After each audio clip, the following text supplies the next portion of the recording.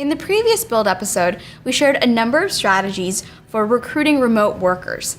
If you missed the episode, I've included the link to it below. Now, it's not enough to just recruit employees, you've also got to train them, hold them accountable, and retain them. In today's episode, we'll dive into how to do this, so stay tuned.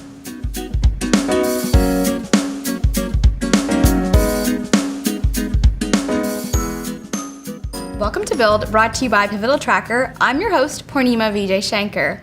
In each episode, innovators and I debunk a number of myths and misconceptions related to building products, companies, and your career in tech.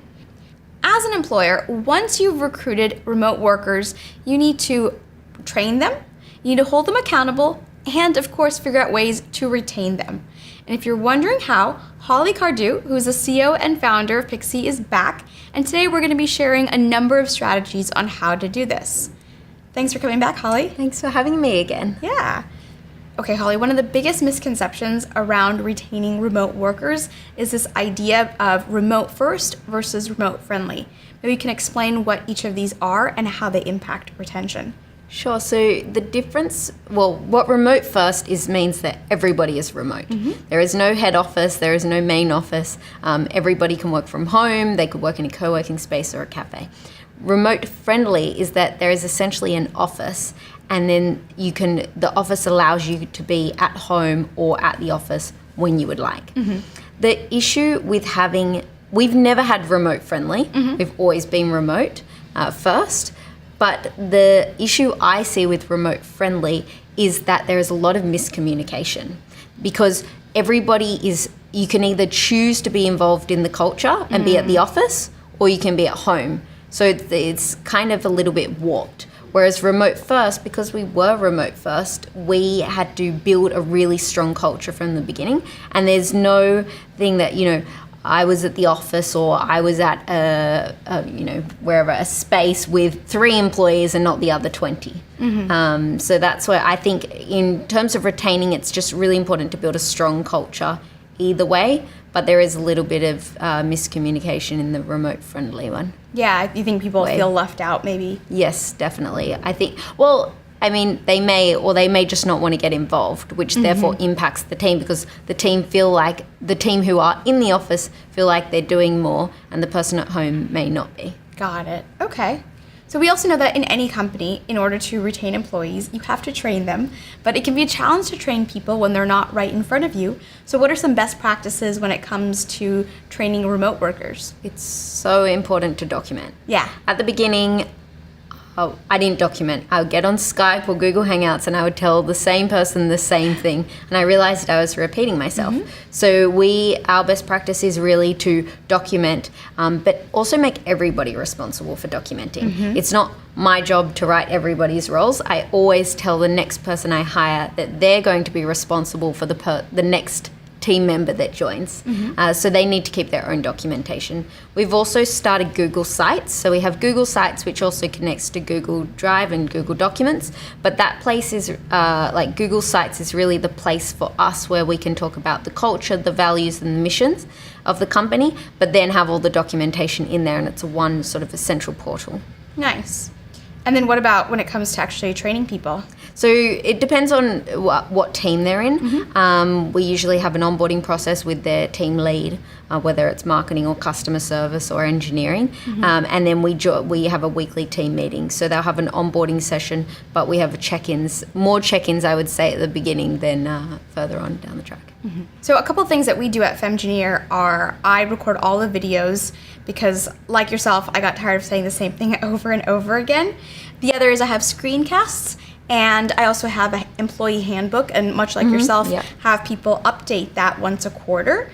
And it helps me scale my training efforts. Do you have any that you would recommend? We actually do a lot of what you do. Mm-hmm. I think that you made a really good point. We do a lot of screencasts as well. Mm-hmm. So I think we try and implement the philosophy that even if you're just doing a quick call, maybe they may have been in the job for 6 months. Right. But if you're doing a call or with somebody via Google Hangouts, record it. Yep. It doesn't have to be perfect. Just put it in the folder with that question or showing that person how it's done, so the next person who comes along doesn't have to ask. the same question. I also do it for our meetings because sometimes people get sick. Definitely. And instead of having one person type up all the notes or play phone tag, it's easier to just say, hey, watch the recording. If you want, watch it at double the speed. It's a great way to stay efficient and keep everybody in sync. Do you record every week or every meeting? Yes, we do record all of our all hands. Okay. And then if it's a particularly training meeting, if I'm walking somebody through it, then I'll also do the recording. Okay. And Zoom has been great for us to do the recordings. It just automatically records it, and then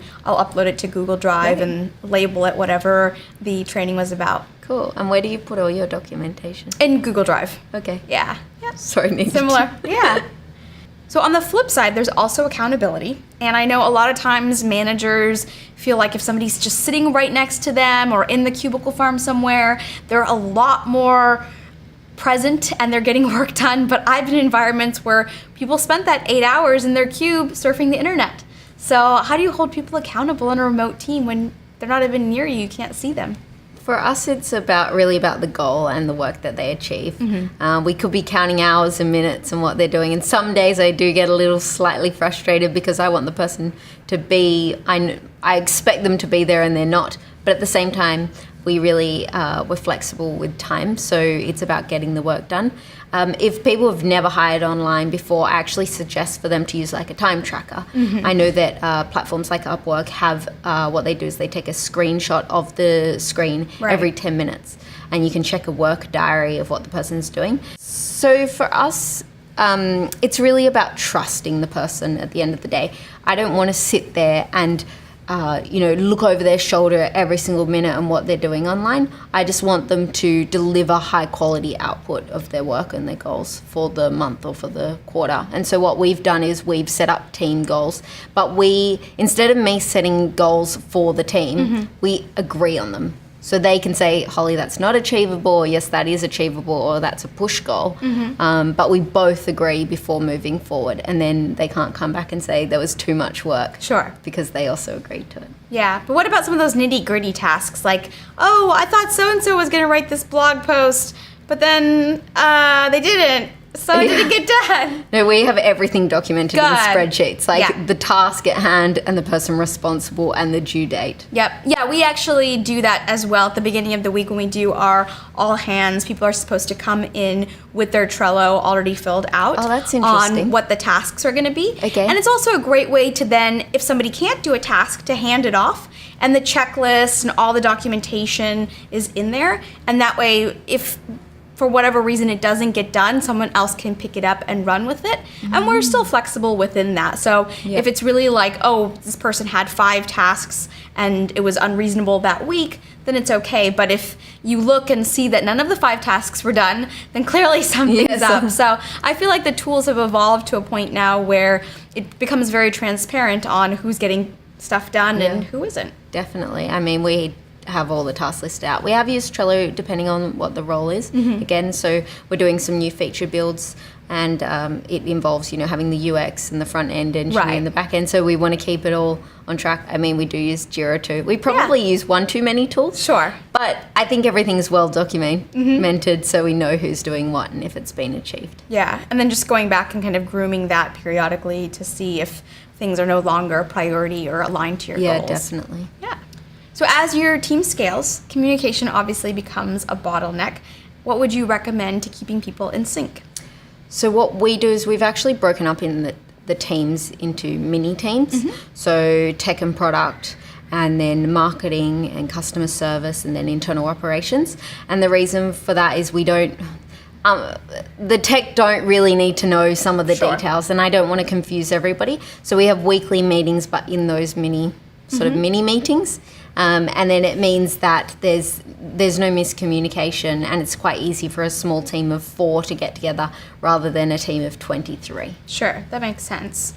Now, another best practice that I have kind of discovered over time is communication escalation, because it's very easy for people to think that texting has to happen, no matter what, right? So I actually over time came up with a framework where, for example, email was for reference. Using a tool like Slack is great for kind of daily communication, archiving messages, kind of going back and taking a look. You can even have like a water cooler. Do you have anything like this in terms of communication escalation? We do. I haven't put in a proper framework, but Yeah. I think over time it's evolved that people do understand that, Slack is for daily chat, email. We still quite like email because it is a bit like a to-do. For me personally, it's like a to-do list. Sure. And then if it's an ultimate emergency, WhatsApp. Yeah. WhatsApp's the place. Text, It doesn't I think, matter makes where you sense, are. It's handy. We actually have our groups on WhatsApp. So we have good. our tech and product, our marketing, customer service broken down. So when there is an issue, they can go to different groups. So it's a little bit like Slack. Right. In that way. Yeah, but it's good to have that breakdown. Otherwise, people feel like, why are you texting me all the time? Exactly, yeah. Or why are you emailing me all the time? So having that, I think, is important in figuring out what works for your team versus another team. I think also as a leader, it's important that if somebody does email you something and there is information out there, Right. rather than giving them the answer in a nice and polite way, point them in the direction to say you didn't need to email me this for this question. It is you could have figured it out this way. Right, exactly. Well, this is great advice, Holly. I know our audience out there is going to benefit from all this. Thanks for having me again here. Yeah. Holly and I want to know, if you have a remote team, how do you train, retain, and hold your employees accountable? Let us know in the comments below this video. And that's it for this week's episode. Be sure to subscribe to our YouTube channel to receive the next episode, where we're going to talk about how a number of these processes will change depending on the nature of work, whether you've got a high-stakes project or just daily tasks. So, ciao for now. This episode of Build is brought to you by our main sponsor, Pivotal Tracker. We'd also like to thank our Platinum Patreon patrons, Corky Bites, The Developer Show, and Jamie Hand. Finally, thanks to the following new patrons. If you've enjoyed watching Build, please consider becoming a patron and contributing on Patreon at www.patreon.com/build. You can pledge $5 a month or more, and your pledges will go towards helping us produce and promote the show. In exchange, you'll receive perks like being mentioned in the credits, digital copies of our latest book, and Platinum patrons will receive exclusive perks like monthly online group coaching, where I provide more hands-on coaching on a number of topics related to entrepreneurship and leadership. To find out more and contribute, please visit www.patreon.com/build.